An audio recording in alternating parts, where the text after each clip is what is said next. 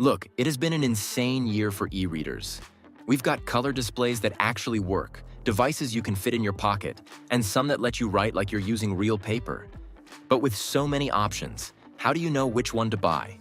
I've tested them all, and today I'm ranking the top 5 e-readers that are actually worth your money. I've also dropped updated links with the best pricing I could find for all these e-readers in the description below.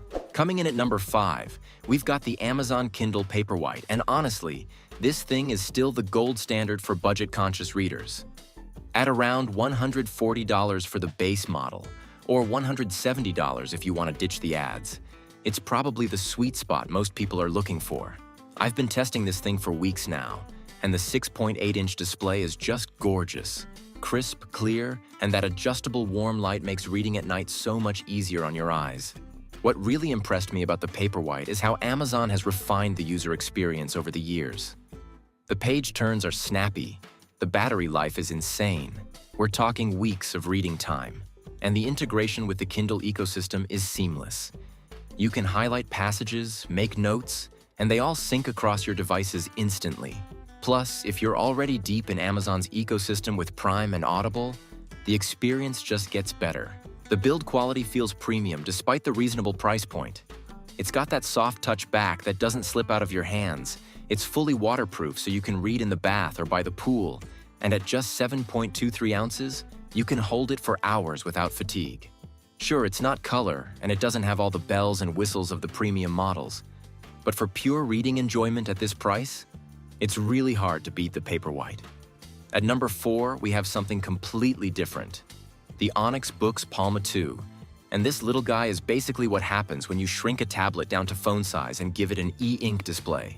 Priced at around $280, it's definitely more of an investment, but hear me out because this thing is actually pretty revolutionary for certain types of users. The Palma 2 runs full Android, which means you're not limited to just ebooks.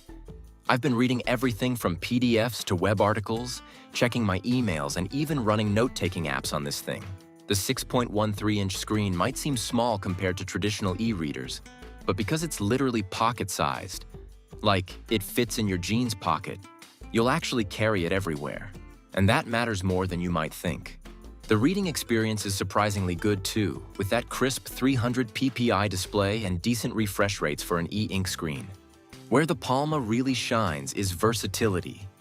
It's got front and rear cameras, Wi-Fi, Bluetooth, and even supports stylus input for note-taking.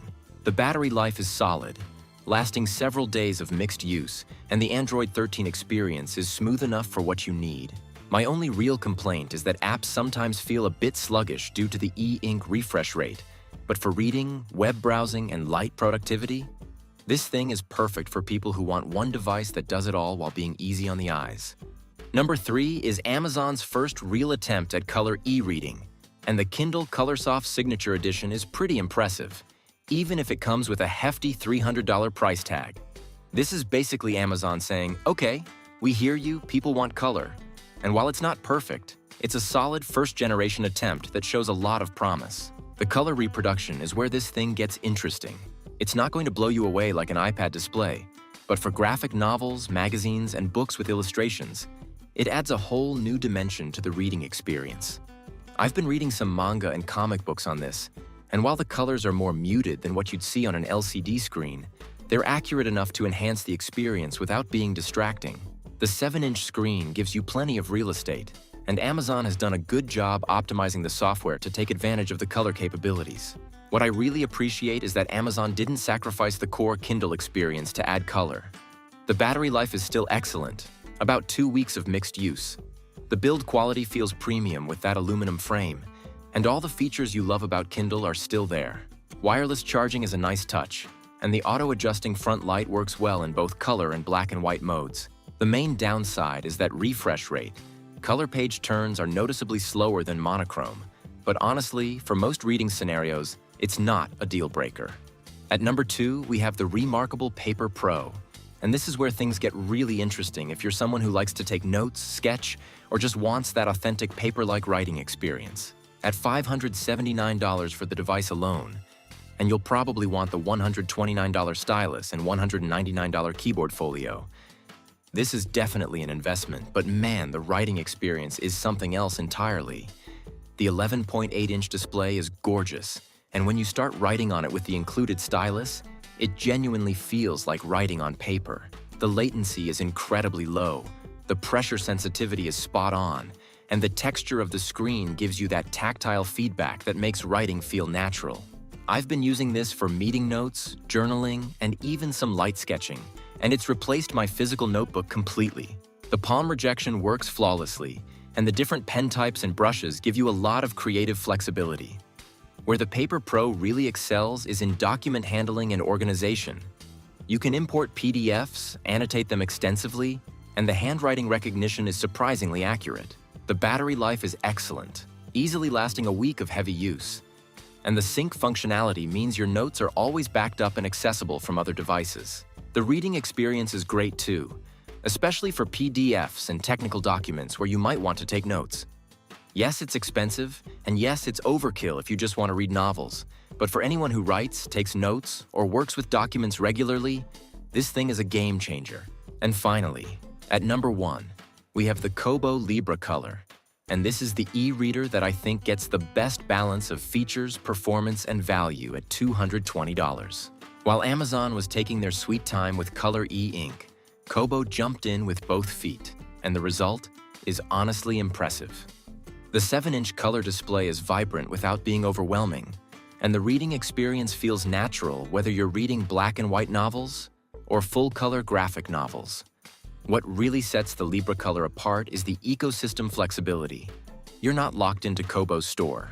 You can easily load EPUBs from other sources, borrow books from your local library through Overdrive, and the device supports a wide range of formats.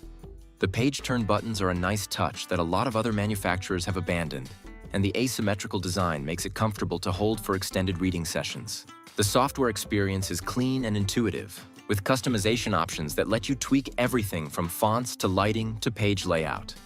The battery life is solid, about 2 to 3 weeks depending on your usage, and the build quality feels premium with that water-resistant design. The color refresh rate is faster than Amazon's implementation, which makes navigating colorful interfaces much more pleasant. Plus, Kobo's approach to annotations and note-taking is simple but effective, and the integration with Pocket for web articles is really handy. What pushes the Libra Colour to the top spot is that it doesn't feel like compromises were made to add color. The black and white reading experience is just as good as dedicated monochrome readers. The color adds genuine value when you need it, and the price point sits in that sweet spot where it feels premium without breaking the bank. For most people looking for their next e-reader in 2025, this is the one I'd recommend without hesitation.